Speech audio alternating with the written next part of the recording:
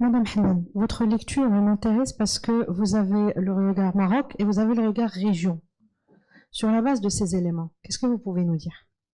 Alors moi, je voulais d'abord, moi aussi, je suis quelqu'un de très positif.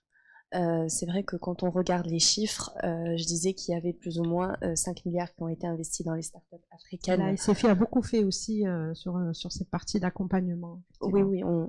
oui, j'y reviendrai, mais sur les 5 milliards qui ont été investis en 2021, malheureusement, le Maroc n'a pu attract que 33 millions, ce qui reste très peu. Mais ça vous ouvre tout le potentiel que le Maroc, on a beaucoup de potentiel, et le potentiel de croissance est énorme. Justement, la SFI a investi plus de 3,3 milliards dans le private, en equity, que ce soit dans le private equity ou les startups dans le monde. Mais malheureusement, nous avons fait que 16 opérations en Afrique francophone. Donc, c'est vraiment un marché qui nous intéresse et qu'on souhaite accompagner. Le financement n'est qu'une, on va dire, n'est qu'une composante. Il y a aussi l'accompagnement. Donc, ce qu'on a essayé de faire en décembre, c'est qu'on a fait une sorte de dialogue public-privé où on a ramené tout l'écosystème autour de la table pour essayer de voir quelles sont les opportunités, mais aussi les challenges, les défis, qu'est-ce qui fait qu'on n'a pas encore atteint ce potentiel. Alors la première recommandation qui est sortie et que je souhaiterais réitérer et qui va vraiment dans le sens de ce qu'a dit Madame Boumedi, c'est vraiment la définition de la start-up.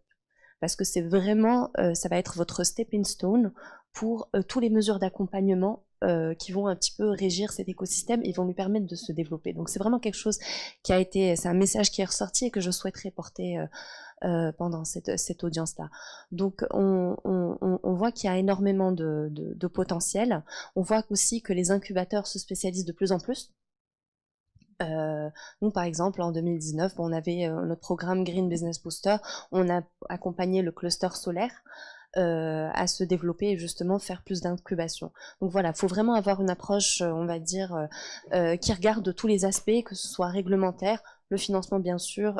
Ici au Maroc, notre lecture, c'est que jusqu'à la série A, c'est couvert, mais à partir de la série A, il y a très peu de